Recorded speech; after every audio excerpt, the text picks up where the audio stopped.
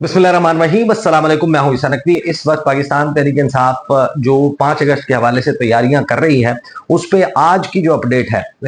वो अपडेट ये है कि जो तहरीक तहफ़्फ़ुज़ आईन पाकिस्तान है, उसके प्लेटफॉर्म के तहत जो है वो ऑल पार्टीज कॉन्फ्रेंस वो बुलाने का ऐलान कर दिया गया है। 31 जुलाई और 1 अगस्त को इस्लामाबाद में ये होने जा रही है और उसमें तहरीक के जो मामलात हैं उनको हतमी शक्ल दी जाएगी। महमूद खान अचकजई जो है वो इस प्लान को अनाउंस करेंगे। पाकिस्तान तहरीक इंसाफ इसका हिस्सा होगी। इसके हवाले से कुछ बहुत ही अहम तफसीलात हैं, वो इंशाल्लाह मैं आने वाली वीडियो में आपके सामने रखूंगा। लेकिन एन उस जब ये सब कुछ हो रहा है, पाकिस्तान तहरीक इंसाफ की जो अददी एतबार से उनकी प्रेजेंस है, उनकी मौजूदगी है मुख्तलिफ सूबाई असम्बलियों में और कौमी असम्बली में, उसको एक बड़ा धचका जो है वो लग रहा है। और इसका मतलब यही है कि जो दावे किए जा रहे थे कि 4 अगस्त तक जो है मजीद बहुत सारी चीजें होने जा रही हैं तहरीक इंसाफ के मेम्बरान के हवाले से, अब लगता यही है कि यह दावा जो किया जा रहा था, सर्टन जर्नलिस्ट जो हुकूमत के साथ बड़े वेल कनेक्टेड तस्वुर होते हैं। अब ये भी दिलचस्प बात है कि एक तरफ हुकूमत कहती है कि हमारा अदालतों से क्या ताल्लुक है, निज़ाम इंसाफ खुद अपने तौर पर ये सब कुछ कर रहा है और हम अदालती मामलात में हमारा अमल दखल नहीं, हम कुछ नहीं कर सकते। लेकिन वही हुकूमत जो है उसके लोग उन सहाफ़ियों को जिनके साथ उनकी बड़ी गाड़ी छनती है,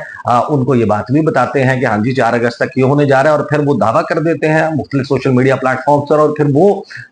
हर्फ बहर्फ दुरुस्त साबित होता हुआ दिखाई देता है, जिसका वाज़ेह मतलब यही है कि या तो हुकूमत कंट्रोल कर रही है अदालतों को, या अदालतों के पास लिखे हुए फैसले उनके पास मौजूद है। But what ever the case में भी, लेकिन ये दावे अब दुरुस्त साबित होते हुए दिखाई दे रहे हैं। अददी एतबार से अब NA 175 मुजफ्फरगढ़ जमशेद दस्ती की सीट उनको नाअहल करार दे दिया गया है, उनको डिस्क्वालीफाई कर दिया गया है। अहमद चट्ठा NA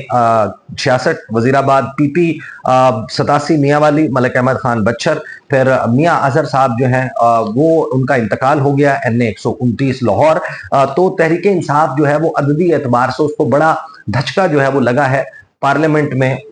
और लगता यही है कि मजीद बहुत सारे केसेस फैसलाबाद से, गुजरांवाला से, मुख्तलिफ जगहों से जो है वो उनके फैसले लगता यही है कि बहुत जल्द होते हुए दिखाई देंगे। लेकिन जो आर्टिकल 63(1)H है जिसके तहत इलेक्शन कमीशन ऑफ पाकिस्तान ने ये किया, उस पे फिर आपको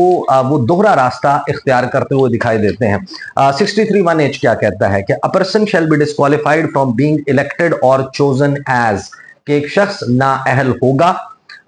या नाअहल करार दे दिया जाएगा अगर वो फ्रॉम द इलेक्शन या इंतखाबी मरहले से, इंतखाब से जो है वो नाअहल हो जाएगा, and from being a member of the Majlis Shura parliament if, और वो जो मजलिस शूरा है यानी कि either houses of the parliament, ऐवान ज़ेरी, ऐवान बाला, सेनेट और कौमी असम्बली, दोनों के लिए नाअहल होगा। उसमें फिर मुख्तलिफ चीजें मौजूद हैं, लेकिन जिस आर्टिकल के तहत इनको नाअहल किया गया वो मैं आपके सामने रीड आउट कर देता हूं, विच इज 63(1)H में क्या कहता है कि जी ही हैज बीन, कि वो शख्स जो है on conviction for any offence involving moral turpitude. अब मोरल टर्पिट्यूड क्या होता है? इखलाक बाख्तगी या इखलाकी पस्ती का कोई जुर्म है, उसके तहत उसको सजा सुनाई गई हो, कन्विक्शन हुई हो, सेंटेंस टू इम्प्रिजनमेंट, कैद की सजा सुना दी गई हो, for a term of not less than 2 years, कि 2 साल से जायद सजा जो है वो उसको सुनाई गई हो, unless a period of 5 years has elapsed since his release, कि अगर तो उसको 4 साल कैद की अगर सजा सुनाई गई है फॉर एग्जाम्पल, और वो 4 साल पूरे हुए, वे 5 साल का अरसा गुजर गया, फिर तो वो इलेक्शन लड़ सकता है, अदरवाइज वो इलेक्शन नहीं लड़ सकता। अब now in this case technically बात क्या बड़ी अहम हुआ, ये कि जब ये सरगोदा की इंसदादी दहशतगर्दी अदालत का फैसला आया, और आपको याद होगा यहीं पे मैंने बैठ के एक वीडियो की थी और मैंने कहा था कि मैं जा रहा हूँ खैबर पख्तूनख्वा हाउस, वहां पर प्रेस कॉन्फ्रेंस हो रही है, शेख वकास अकरम और दीगर लोग करेंगे। उस प्रेस कॉन्फ्रेंस के फौरन बाद में वहां पर मौजूद था बैरिस्टर गौहर जो है, उनसे मैंने पूछा, मैंने कहा कि जी इसके तहत तो आपके लोग अब डिस्क्वालीफाई होने जा रहे हैं, तो आपकी क्या स्ट्रेटेजी है? आप बाइकआउट करेंगे ज़मीनी इंतखाबात का, क्योंकि आपके लोग ये कहते हैं कि फिर वो समड़ियाल जैसा इलेक्शन होगा, और जिस तरीके से वहां पर इल्जामात लगे थे। माजरत मैं पानी पी लूं, अगर आपकी इजाजत हो तो पानी पीने की इजाजत चाहिए आपसे।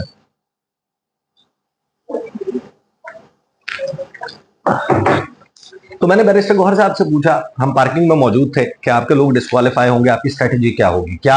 आप लोग इस्तीफे दे देंगे कि आप कहेंगे कि आपके साथ इंसाफ नहीं हो रहा, या आप लीगली इसको कंटेस्ट करेंगे, या फिर आप जो है वो इस मामले में कोई मजीद अवामी एहतजाज की तरफ जाएंगे, या ज़िमनी इंतखाबात में हिस्सा लेंगे? क्योंकि आपके लोगों को तो ये लगता है कि इलेक्शन जो है वो अब धांधली होगी वहां पर, और धांधली के जरिए फॉर्म 47 के ऊपर नताइज जो है वो ऐलान कर दिए जाएंगे। तो बैरिस्टर गौहर साहब ने उस वक्त बहुत कॉन्फिडेंस के साथ, और वो जब ये गुफ्तगू कर रहे थे वहां पर दो तीन सहाफ़ी भी मजीद मौजूद थे, वहां पर शेख वकास अकरम भी मौजूद थे, आलिया हमजा साहिबा मौजूद थी, बाबर आवान साहब मौजूद थे, और इन सब की मौजूदगी में बैरिस्टर गौहर ने कहा कि ये हो ही नहीं सकता, इनको डिस्क्वालीफाइड नहीं करार दिया जा सकता, they can not be disqualified. मैंने पूछा वो किस तरीके से? उन्होंने आर्टिकल 63(1) और उसके फिर मुख्तलिफ जो क्लॉजेस हैं, सब क्लॉजेस हैं, उनका हवाला दिया। उन्होंने कहा देखे ना जनाब, इसमें तो वो फॉल नहीं करता। आर्टिकल 63(1) ये कहता है, जी ये कहता है, के ये कहता है। उन्होंने मुख्तलिफ जो है वो उसके वो गिनवाए। अब जाहिर है कि वो लॉ एक्सपर्ट तो हैं, उन्होंने जनाब उनके फिंगर टिप्स पर है, उन्होंने वो सारा सुनवा दिया। उस वक्त उन्होंने जो मिसाल दी थी वो उससे थोड़ी देर पहले उन्होंने ट्वीट किया। वो मिसाल सामने रखने से पहले मैंने उसके ऊपर उनसे सवाल किया कि आपको वाकई ये लगता है कि आपके खिलाफ जो भी फैसले हैं वो आइन और कानून के मुताबिक होने हैं? आप जिन आइन और कानून का हवाला दे रहे हैं, आपके ख्याल में आपका जो मतमे नजर है वो ये है कि भाई इस आइन के ऊपर अमल दरामद ही नहीं हो रहा, इस कानून के ऊपर अमल दरामद ही नहीं हो रहा, ये मुल्क जो है वो आइन और कानून के बगैर चलाया जा रहा है, अपनी मर्जी से चलाया जा रहा है। एक तरफ आप ये कहते हैं, दूसरी तरफ जब हम आपसे ये सवाल कर रहे हैं कि ये आपके साथ होने जा रहा है, नजर आ रहा है, नविश्ते दीवार है, तो आपकी हिकमत अमली क्या होगी? तो आप ये कहते हैं कि ये हो ही नहीं सकता क्योंकि ये आइन की किताब और कानून की किताब में नहीं लिखा हुआ। यानी सादगी का ये आलम है या ओवर कॉन्फिडेंस का ये आलम है कि बैरिस्टर गौहर साहब, जाहिर है कि वो पॉजिटिव आदमी है, पॉजिटिव वो सोच रहे होंगे, लेकिन अगर आइन की किताब फॉलो होनी हो तो फिर तो 90 दिन में इलेक्शन भी हो जाता। पंजाब असम्बली का, खैबर पख्तूनख्वा असम्बली का जो इलेक्शन है जो 2024 में हुआ वो 2023 में हो जाता। और भी बहुत सारी चीजें हैं, बहुत से सवालात हैं। तो बैरिस्टर गौहर साहब ने बहरहाल बड़ी सादगी से ये कहा, और अब जो उन्होंने ट्वीट किया वो मैं आपको बता देता हूँ वो ट्वीट क्या है। और उसमें हैरान कुन तौर पर बात तो वो बड़ी मजबूत कर रहे हैं, बड़ी पते की कर रहे हैं, लेकिन वो बात जाहिर है कि प्रैक्टिकली उस पर अमल दरामद तो नहीं हो रहा। इलेक्शन कमीशन ऑफ पाकिस्तान अगर दोहरा मेयार अपना रहा है तो फिर वो अपना रहा है। वो उनकी प्रेस रिलीजेस जैसी आती हैं, जो उनकी गुफ्तगू है, जो ऑफ द रिकॉर्ड वो चीजें शेयर करते हैं, जराए से मीडिया को जारी की जाती हैं चीजें, सबको मालूम है कि वहां पर किस किस्म की, यानी कि इलेक्शन कमीशन ऑफ पाकिस्तान जिस तरीके से पेशावर हाई कोर्ट और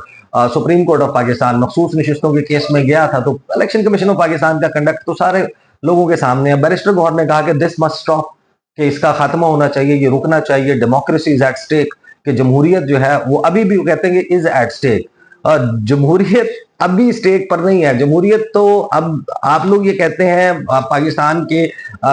जो इस वक्त निजाम में बैठे हुए लोग हैं, यानी जो हुकूमत के लोग हैं, कमर जमान कायरा पाकिस्तान पीपल्स पार्टी, जो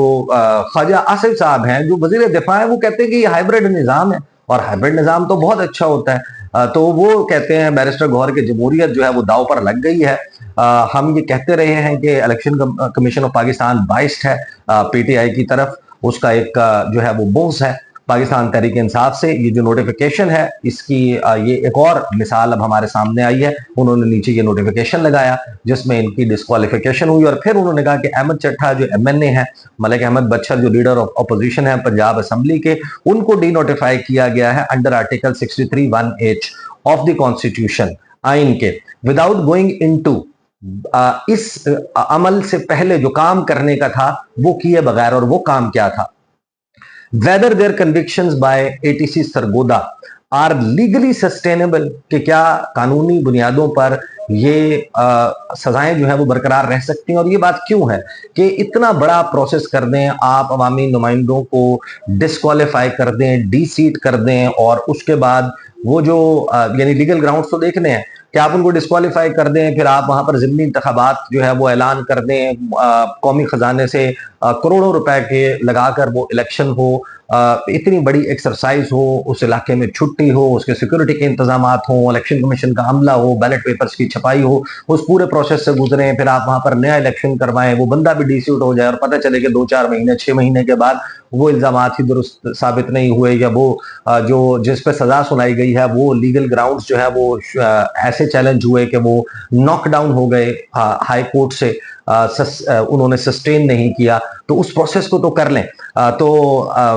जो बैरिस्टर गौहर साहब हैं वो ये कहते हैं कि सस्टेनेबल है या नहीं, but none of the offences of which they were wrongfully convicted were offenses of moral turpitude, कि ये तो वो moral turpitude के, इखलाक बाख्तगी के या इखलाकी पस्ती के जराइम ही नहीं कि जिनकी बुनियाद के ऊपर चाहे उन्होंने किए हैं या नहीं किए हैं, लेकिन ये moral turpitude में के कैटेगरी में जो है वो फॉल नहीं करते। To attract article 63(1)H, in fact फिर वो मिसाल देते हैं कि the case of Abdul Latif Chitrali साहब जो है, our MNA from Chitral, convicted by anti terrorism court Islamabad on 30/5/2025। यही मिसाल उन्होंने वहां पर पार्किंग में खड़े होकर दी थी। उन्होंने कहा कि देखे ना जी, अब्दुल लतीफ चित्राली जो है हमारे MNA, उनको मई की 30 तारीख को ATC इस्लामाबाद से सजा सुनाई गई थी, तो ये 4 अगस्त तक तो हो ही नहीं सकता। उनको तो अभी नोटिस किया हुआ है, अभी तो उनकी हियरिंग होनी है, समाअत होनी है इसी मामले पर इलेक्शन कमीशन ऑफ पाकिस्तान में, लिहाजा कोई डी नोटिफाई नहीं किया जा सकता। ये नहीं होने लगा तो अब वो वही मिसाल दे रहे हैं। वो कह रहे हैं कि जो ECP है, हमारे MNA को एंटी टेररिज्म कोर्ट ने इस्लामाबाद की जो है वो सजा सुनाई, कन्विक्ट किया 30 मई 2025 को। इलेक्शन कमीशन ऑफ पाकिस्तान जो है उसने नोटिस इशू किया है कि क्या उनकी डिस्क्वालिफिकेशन होनी चाहिए, और केस कल यानी 29 जुलाई को समाअत के लिए मुकर्रर है। तो ये सेल्फ कंट्राडिक्शन है। अब कंट्राडिक्शन तो है, लेकिन अब ये इसी तरीके से अब देखना है कि आने वाले 2-3 दिनों में, 4 दिनों में मजीद कौन से फैसले आते हैं। साइड बाय साइड जो डेवलपमेंट चल रही है, आज इस्लामाबाद में भी एक इजलास हुआ है, पसे पर्दा जो डेवलपमेंट्स हो रही हैं तहरीक-ए-इंसाफ की तैयारी के हवाले से, खास तौर पर कुछ बहुत ही अहम और एक्सक्लूसिव तफसीलात हैं, वो इंशाल्लाह अगली वीडियो में आपके सामने रखूंगा। अब तक के लिए इतना ही, इजाजत दीजिए, अल्लाह हाफिज।